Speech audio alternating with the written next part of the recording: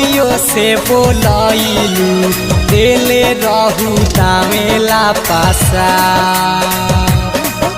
अरे आरा में तू गईलू आ पोलियो से बोलैलू देले रहू दामेला पासा।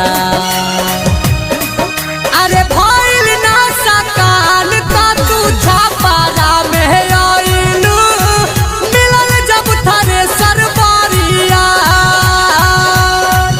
अरे भइल ना सकान का तू छापारा में आइलू मिलल जब थारे सरबारिया।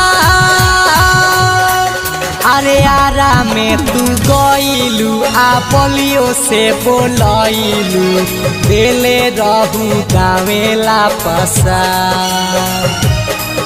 अरे भइल ना सकान का तू छापारा में आइलू मिलल जब थारे सरबारिया। अरे भइल ना सकान का तू छापारा में आइलू मिलल जब थारे सरबारिया। सहजी सवारी मैडम चलाली हो दौरी करे। सहजी सवारी मैडम चलाली हो दौरी करे। चोलिए में हलल बाटे दूर ए रामा। चोलिए में हलल बाटे दूर ए रामा। सनिया रिकॉर्डिंग स्टूडियो कटसा।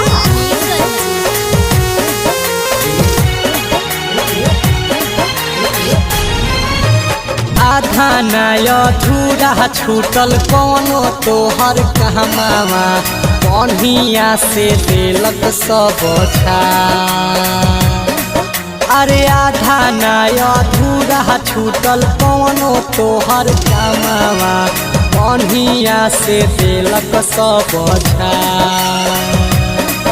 अरे भइल ना सकान का तू छापारा में आइलू मिलल जब थारे सरबारिया।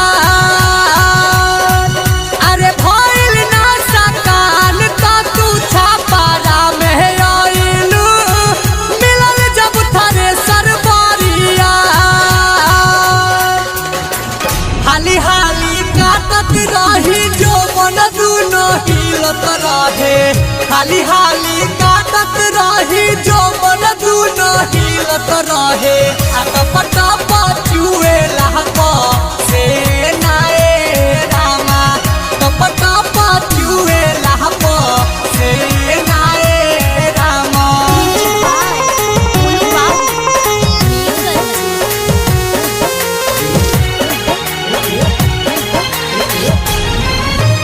बैठल रहलू तू मुहावा के खोल के डाले के घड़ी हो तरहू खा।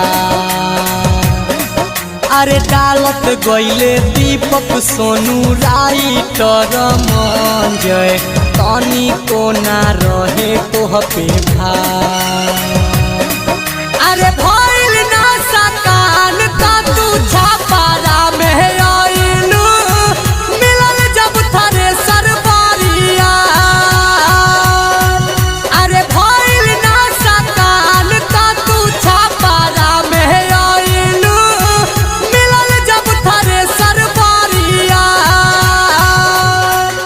सनिया रिकॉर्डिंग स्टूडियो कटसा।